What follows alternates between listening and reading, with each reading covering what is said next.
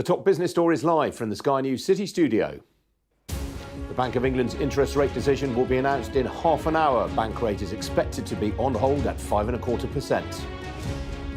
Shell reports earnings of $6.2 billion for the 3 months to the end of September, although that is down on the same period last year. And what's been described as the UK's most powerful AI supercomputer has been unveiled this morning.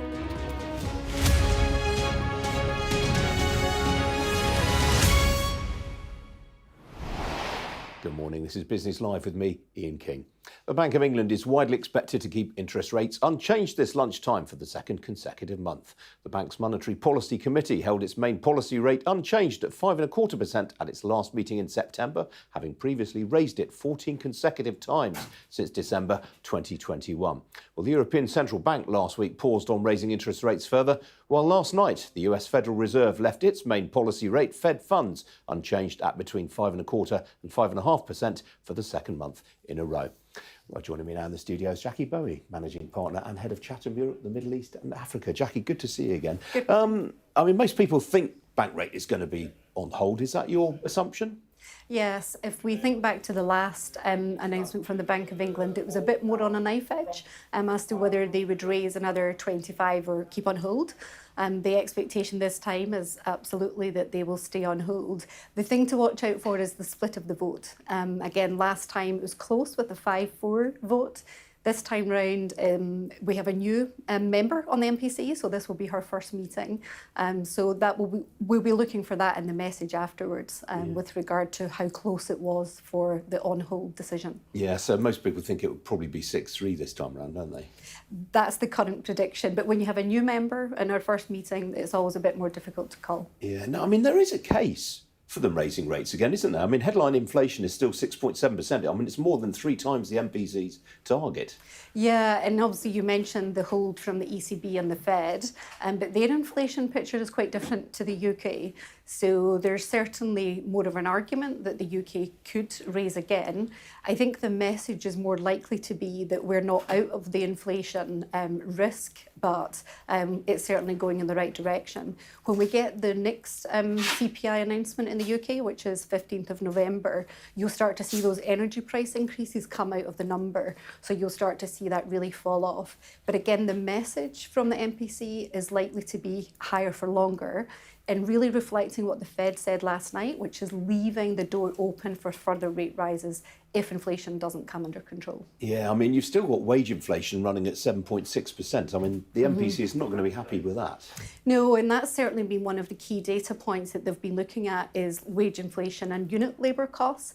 The thing to just bear in mind is we've really talked about employment or stroke unemployment as a key economic data point for the MPC. But of course, if you've been watching the figures, you'll know that the labour force survey is now deemed unreliable, shall we say. So the MPC have been making these decisions based on, quote, the strength of the labour force, but actually we're now realising that those numbers might not have been as reliable as they should be. But you're right, wage inflation and unemployment are key things to look out for. Now, the other key thing that happens today is that we get the bank's latest economic forecasts. What are you expecting to see there? I think it's likely to be pretty lacklustre, so still showing some growth for 2024, but somewhere below 1%, maybe even below 0.5% growth for next year. And that's the key thing, right? Because we all get hooked onto this definition of a recession being 2 consecutive quarters of negative growth. The reality is the economy could still grow marginally, but we behave like we're in a recession. Consumer sentiment is weak, business investment is starting to fall off, the service sector and the manufacturing sector are both slowing down based on the last numbers we saw. So I look away from the headline number and look at what is actually happening in the economy, and I'd say it's going to be a pretty weak 2024. Yeah, the bank's in a bit of a bind here, isn't it? Because we get the autumn statement on the 22nd, so the bank's having to put these forecasts out without knowing what the Chancellor is going to do in terms of fiscal policy. Yeah, well, the big fiscal policy question mark is the big elephant in the room when you look at we look at the absolute level of debt, which has been high for a while. So the question is, why is it such a big issue at the moment? Well, the reason is because the interest bill is much higher than it was because the government is issuing at much higher rates of interest than they were 2 years ago. So, mix that into the fact there'll be a UK election next year. So there's a motivation for a giveaway, but if that's the case, the markets will not like that. Yeah. Now, you touched just now on the Federal Reserve. I mean, the main takeaway that the market has taken away, at any rate, is that this is where interest rates peak in the US. Do you go along with that? Yeah, I mean, it certainly feels just, again, the direction that inflation has gone in the US, very strong labour market. They've still got a pretty strong consumer sector in terms of sentiment. So it feels like they've done their job. But again, the message was very clear from Chairman Powell, and he made obviously his full statement afterwards, that the door is not closed on further rate rises, but that rates are likely to stay higher for longer. So that's the thing to focus on, because 6 months ago, the market was expecting rates to come back down again in 2024, and that message has absolutely changed. So maybe no more increases, but certainly staying at the higher level for a longer period of time. Yeah, this was supposed to be a big week for central banks, wasn't it? The Bank of Japan, the Fed, and the Bank of England, all three of them potentially could have done nothing. Yeah, well, you say do nothing, but look at the message and the tone, and we'll be looking for that today from the Bank of England as well, on that inflation forecast. So the last forecast was inflation would be down to target by the end of 2025. Let's see if that still sticks. And as you said, those economic growth numbers quite critical. So the focus is less on the actual level of interest rates, but actually what's the tone and messaging all around it. That's what the markets are looking at. All right, Jackie, good to see you again this morning. Thank you. And there will, of course, be live coverage and analysis here on Sky News as the Bank of England announces its interest rate decision. That's from midday today. But we've got some breaking news now with another firm looking to cancel its London listing in favour of the United States. Here with all the details is our City editor, Mark Kleiman. Mark, what have you heard? Yes, Ian, one of the enduring themes of the city this year has been the number of companies which have been looking at cancelling their London listings and moving to the US. The latest to consider such a move, I understand, is Tremor International. That's an advertising technology business. It has a market capitalisation of about £200 million, but its shares have halved in the last year, and I understand that its board members and shareholders have become increasingly frustrated about the lack of liquidity and the lack of positive movement in its London share price. So, as I understand it, the board of Tremor is now considering cancelling its London listing. Now, this will be the latest, if it goes ahead, major business to consider such a move. We've seen this year, Ian, that Flutter Entertainment, the betting group behind Paddy Power and Betfair, has already said it's going to shift its primary listing to New York. CRH, the big building materials company, has done something similar. And we've had a flurry of other names, the likes of IWG, the shared office provider, and YouGov, the polling firm, which have indicated that they may consider such a move in future. Now, David Schwimmer, the London Stock Exchange Group chief executive, who you interviewed recently, Ian, has sought to play down concerns about these moves, saying that they're just a natural part of the equity capital markets. But if Tremor does confirm this move, it would be more than just a coincidence that so many significant London-listed businesses are now looking at moving their publicly traded shares across the Atlantic. Mark, thanks for that. Some other business news stories for you now. And Shell has become the latest oil major to report a year-on-year drop in profits on the back of lower oil and gas prices. The company reported earnings of $6.2 billion for the 3 months to the end of September. That was up 23% on the 3 months to the end of June, but compared with the same period last year, it was some 34% lower. Well, apart from lower oil and gas prices, that result also reflected lower production at Shell's liquefied natural gas operations. However, the company reported a better outcome from its gas trading operations in contrast with BP earlier this week. Shell also announced a $3.5 billion share buyback programme for the next 3 months, up from one of $2.7 billion in the previous quarter. The shares currently ahead by some 1.75%. Shares of BT have risen by more than 5% this morning after its quarterly results came in ahead of expectations. The owner of EE reported underlying earnings of £2.06 billion for the 3 months to the end of September. That was up 3% on the same period last year. For the half year, BT reported underlying earnings of £5.3 billion, which was up 2% on a year ago. The results are the last to be presented by Philip Jansen, who steps down as chief executive early in the new year. He said today BT had a bright future. And Sainsbury's said today it was attracting shoppers from all of its competitors, including the hard discounters Aldi and Lidl, as it hailed a rise in grocery volumes on the back of lower food price inflation. The UK's second largest supermarket chain, which also owns Argos and Habitat, said it had spent £118 million since March on lowering prices and said it had enjoyed record market share gains as a result.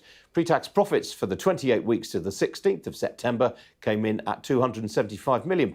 That was actually down 27% on the same period last year, when results were flattered by one-off legal settlements. And shares of Sainsbury's are currently running ahead by 4.5%.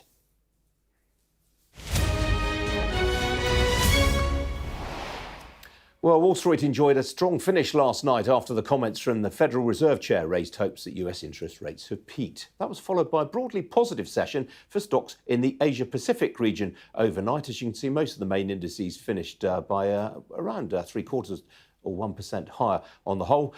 Europe stocks are also trading to the upside this morning. Here's the picture now. All of the main continental European indices ahead by more than 1.5%.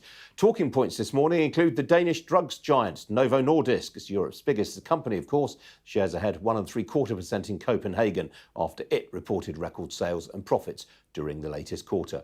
Well, here in London, the FTSE 100 is also in positive territory, up nearly 1.5% in a broad-based rally.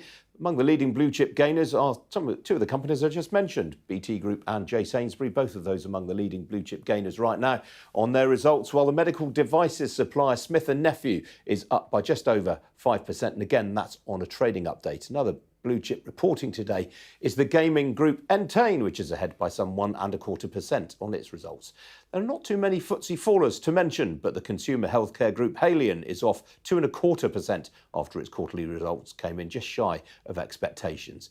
Outside the FTSE 100, the telecoms infrastructure provider Helios Towers is up by nearly 12%. That again is on the back of a trading update, while the specialist lender OSB Group, that's the bank previously known as One Savings Bank, ahead by 12.5% for similar regions. On the foreign exchange markets, well, the US dollar has been slightly weaker after last night's decision from the US Federal Reserve to keep interest rates on hold. Sterling up now by around 1/3 against the greenback. As for the oil price, well, that yesterday hit its lowest level since Hamas terrorists attacked Israel on the 7th of October. It's rallied slightly today. Barrel of Brent crude currently changing hands at $85.76 a barrel. That is up just shy of 1.5% on the session. Well, joining me this morning is Janet Mui, Head of Market Analysis at RBC Brewin Dolphin. Janet, good to see you this morning. Obviously, a plethora of earnings updates in the FTSE today. What's caught your eye among those?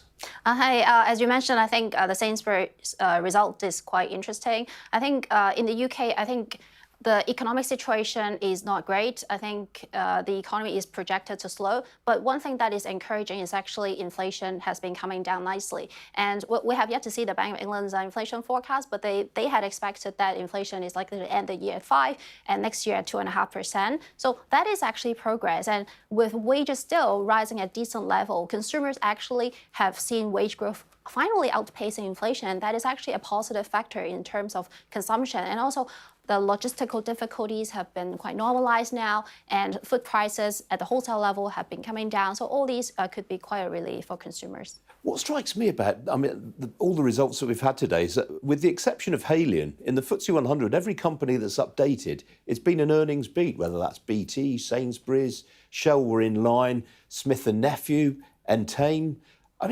It really does emphasise, doesn't it, that expectations have been so depressed around FTSE companies' results. Yeah, absolutely. I think analysts have not been expecting much. And I think company executives actually did a great job, not just in the UK, but in the US and Europe as well, guiding these earnings lower. And actually, the forward guidance, actually, there's a measure, actually, it has been slowing down. I mean, this is not surprising given that most economists expect a slowdown or even a recession in the UK, for example. So I think it is really, stock price reaction post-earnings is always about expectation versus reality. So I think it's just because expectations have been low, as you said. But I mean, we've had a lot of commentary. We've had lots of people like you on the programme pointing out the fact that the FTSE's trading at basically 10 times forward earnings, which is very, very low historically.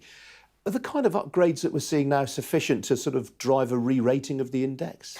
I think currently the sentiment is still more on the pessimistic side. I think especially when interest rate peaks, and a lot of people expect interest rate to peak and then actually fall in the second half of next year, that is potentially not a good tailwind for the FTSE 100 companies because it's more a value-based company. So if rates do come down, if inflation comes down, it actually tend to favor the growth style. So in that case, actually the UK may not be that favorable compared to the US. So I think this valuation gap, actually, it could be quite difficult to close. And what about the dollar? I mean, we've obviously seen the dollar selling off following the Fed's comments overnight. Where does it go from here, do you think? I think well, if you purely look at the interest rate differences, I think the US dollar actually has room to fall in the coming year or so, because I think the expectation for US inflation is that it is going to slow down more versus the other economy. And so we also got the signal from the Fed that it is done hiking interest rate and potentially rate cuts. So I think in terms of the interest rate differential, especially versus the Japanese yen, for example, which is a meaningful component of the US dollar basket, the Japanese central bank is actually trying to normalize interest rate and policy at a time when the US is actually finally reaching its peak. So I think the US dollar, it has potential to fall in the next year. All right, Janet, got to leave it there. Good to see you as ever this morning. Thank you. Now, as the UK government's AI summit enters its second day, what is being described as the UK's most powerful AI supercomputer has been unveiled this morning. Dawn has been developed jointly by Dell Technologies, Intel, the University of Cambridge, and it was supported by investment from UK Research and Innovation. That's the public body sponsored by the Department for Science, Innovation and Technology. It's being claimed that Dawn will drive significant advancements in healthcare, green fusion energy development and climate modelling. Well, joining me now is Dr. Paul Kalaja. He's the Director of Research Computing at the University of Cambridge. Dr. Kalaja, welcome to you. How much has this cost to develop and how long has it taken? Yeah, so this project has been in co-design with Dell and Intel for the last 2 years. And the total life cycle cost of the project is around £80 million. Right. And how powerful is this computer compared with existing supercomputers? Yeah, well, this is now the most powerful AI supercomputer in the UK. And this one system totals the current total AI power that we have in the country. So we're doubling the whole system's academic research AI capability in one machine. And how rapidly would you expect to see tangible benefits from this? Well, the machine is actually in and working now. That's a picture of it behind me. We expect many of our leading use cases to be on the system before the end of this year, around middle of December. So we should start showing tangible results straight away. That was one of the key goals of this machine, was to get it in and up quickly to really drive the UK's AI and simulation capability. Have you been surprised already by things that it's been capable of?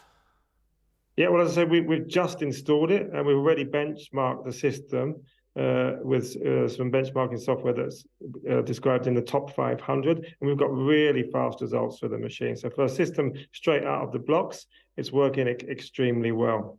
In terms of data processing, the system can move vast amounts of data around. The total data throughput of this system is the same as 11 million broadband connections to the UK. So it's the same speed of 11 million houses broadband in the amount of data it can ship around internally. That's extraordinary. What about energy consumption? Yeah, so that's a really good question. Nowadays, everyone's concerned with sustainability. the Intel GPUs that this system uses inside a water-cooled Dell server are incredibly efficient. GPUs are around 5 times more efficient than normal CPUs, and the water cooling is 10 times more efficient than air-cooled. So we really focus on energy efficiency. It's at the heart of this system. Now, we should point out as well, this is only phase 1 of Dawn. I gather phase 2 is already under development. There are plans for phase 2 with our partners Dell, Intel, and UKAEA, our Green Fusion Centre at Culham. Really, we need much more performance, and a phase 2 system 10 times this size is under development, of course, subject to funding review towards the middle of next year. Now, there is another AI supercomputer in the UK called Isambard, which has been developed by the University of Bristol. Are you going to be operating Dawn in tandem with Isambard? Yes, of course. So we collaborate extensively with the chaps in Bristol. In fact, Bristol were involved in the co-design of this system. So really they can be thought of as sister machines.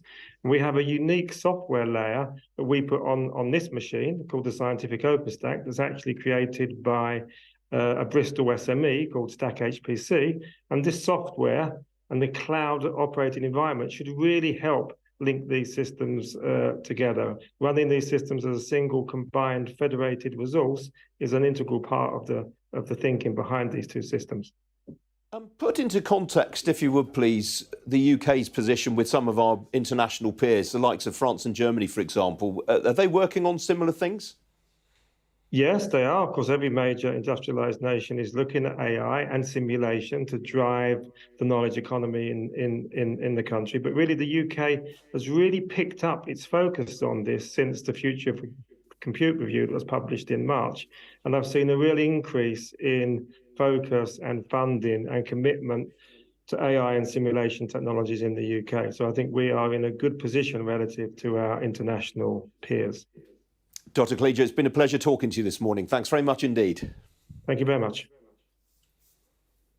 Now, in the digital age, it's more important than ever for businesses to understand their customers and connect with them more effectively, whether that's in sales and marketing or servicing and support. Well, enabling that has become a big industry known as CPaaS, or Communications Platform as a Service. Among the biggest players in the sector is Twilio, based in San Francisco, whose customers include Marks & Spencer, Domino's, Coca-Cola, Toyota and eBay. With me now in the studio is Jeff Lawson. He's Chief Executive and co-founder of Twilio. Good to see you this morning. I think you powered something like 1 trillion communications last year between... 2 trillion. 2 trillion between customers. I mean, which are the most rapidly growing mediums of communication? Well, you know, it's amazing. The tried and true mediums continue to grow while there's new mediums coming around all the time, right? We powered over 1.7 trillion emails last year, hundreds of millions of text messages, or hundreds of billions of text messages, and billions and billions of phone calls as well. And really, it depends on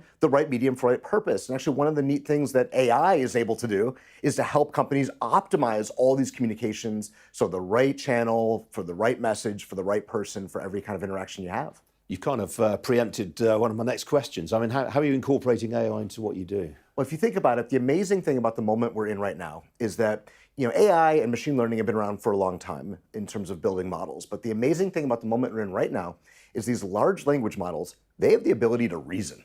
I mean, that's the astounding thing about the moment that we're in.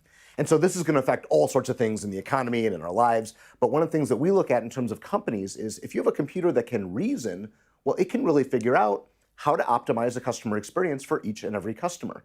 So if you think about it, you know, companies that do this really well, great digital companies, right? They build this amazing flywheel where the better they understand their customer, the better job they can do of being relevant to that customer, of saying the right thing, of not annoying you with products or ideas that you just have no interest in. When you click unsubscribe, stop talking to me, you're irrelevant. And so companies that do this really well build a flywheel, because when they talk to you in a relevant way, you're more likely to click on their mobile app or their website, and they can gather more knowledge of you and use that to better personalize things going forward. And this flywheel makes for great digital businesses. And this is how we're helping companies to really better understand their customers through the course of first-party data, and then use that understanding along with AI to personalize and to make more relevant every interaction. And companies are getting great responses already because of this technology. Now, I reeled off some of your customers earlier, and I think you've got about 300,000 globally. 300,000. Which are the sectors generating most demand for you? Well, it's all across. I mean, think about what digital transformation has done. It is affecting every industry. And so as every industry goes from, wherever it was 20 years ago, bricks and mortar, offline, or even non-existent, to now completely digitally driven businesses, those companies need our services because they need to build a digital relationship with their customers. I mean, I love the story, for example, of Domino's Pizza, who using this technology, using the data to better understand their customers and then being able to better target advertisements at their customers, they've reduced their cost of customer acquisition by 65%. I mean, think about that as a business return based on the very simple idea of understanding your customers and then using AI to optimize everything you do to make sure that you get the right message in front of the right customer. Now, you've been quite an evangelist for the idea of tech specialists working more closely with non-tech specialists. What would you say to the latter group who might be uneasy about the way AI is evolving? Well, look, I'm a software developer myself. Obviously, I'm a businessman as well, and I'm a CEO of a public company now. And the interesting thing that I've always observed is that when technical people and non-technical people come together, amazing things happen. But the key thing for this to work out well is you treat it like a partnership. And when the non-technical folks ask the technical people, hey, here's this business problem we have, what's possible? You get an amazing collaboration and you realize things are you never even dreamt of could actually be solving these great, amazing business problems. As opposed to traditionally when business people go to technical folks and say, here, I need you to go build this. And the technical folks will type away on their keyboards, but you won't really get that spirit of innovation. And I think that's happening right now in the world of AI as well. Okay, Jeff, I could talk to you all morning, but I'm afraid we're out of time. Good to see you today. Thank you. Thank you, Ian. That's it from me. I'll be back at 4:30 this afternoon with our afternoon edition. Hope very much to see you then. And do remember, any moment now we'll be getting the latest interest rate decision from the Bank of England. See you later. Cheerio.